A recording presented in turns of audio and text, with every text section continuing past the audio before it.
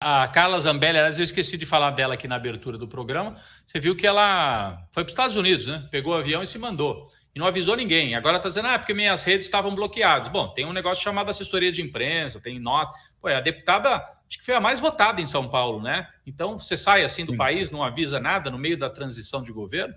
Eu acho que ela está correndo, ela está com medo, né, Cláudio, de ser presa, de ter alguma ação contra ela, né? Olha, ela deu todos os motivos para ser presa, né? Afinal de contas, quem corre com uma arma atrás de uma pessoa, entra num bar, ameaça essa pessoa, ameaça outras pessoas, manda essa pessoa deitar no chão, pedir desculpas sob a mira de uma arma, uma pessoa dessa é uma criminosa. Não há outra palavra para definir isso. Né? Primeiro que ela não podia nem estar com a arma naquele dia, porque inclusive houve uma determinação do TSE para que não estivesse com a arma.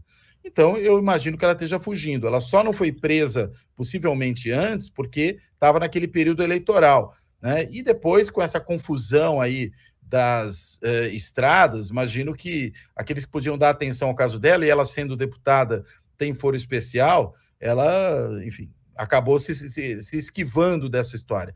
Mas eu imagino que a hora dela vai chegar. Não dá para alguém cometer esse crime que ela cometeu, essa situação completamente surreal e ficar impune, né? Então, imagino sim que ela tenha fugido. Precisamos ver o quanto ela vai prolongar isso, o que ela vai tentar fazer. Mas, de repente, vai lá fazer companhia ao Alan dos Santos, toma um copo de leite com ele, vai visitar o túmulo do Olavo de Carvalho, enfim.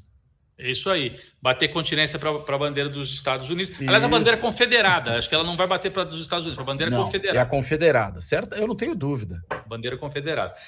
Só para corrigir aqui, ela foi a mais votada do campo da direita em São Paulo, porque o Boulos, né, o Boulos ficou em primeiro com um pouquinho mais de 1 milhão de votos. Deixa eu dar o número exato. Eu imaginei que quando você falou deputada mais votada, você estivesse referindo às candidatas.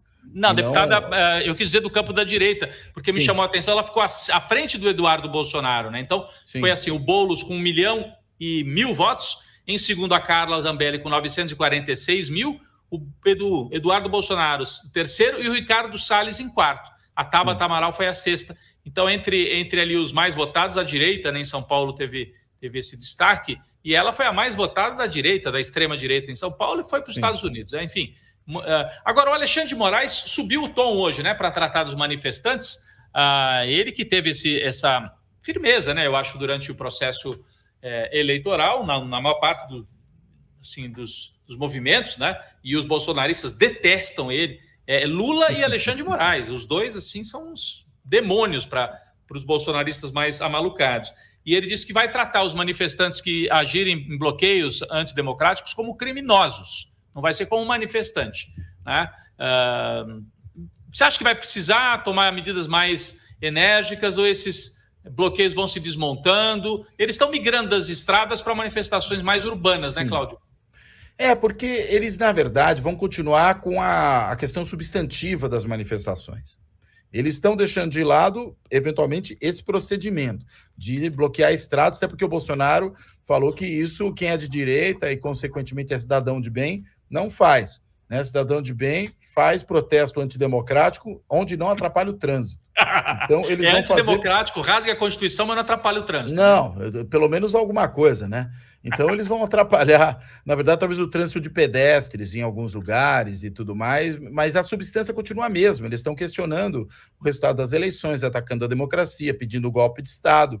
É a mesma história, porque, inclusive, o Bolsonaro não reconheceu até agora a vitória do Lula. Hoje chamou o Alckmin ali para uma conversa a sós, né? Não convidou os demais que estavam ali para a discussão do início da transição, para ir conversar com o Ciro Nogueira, mas conversar com o Alckmin não significa reconhecer o resultado, né? Ele pode simplesmente ter tido uma conversa particular, que não vai revelar o teor, imagino que o Alckmin também não, porque não se faz isso, né? Revelar o teor de uma conversa tida de forma privada, mesmo sendo com o Bolsonaro.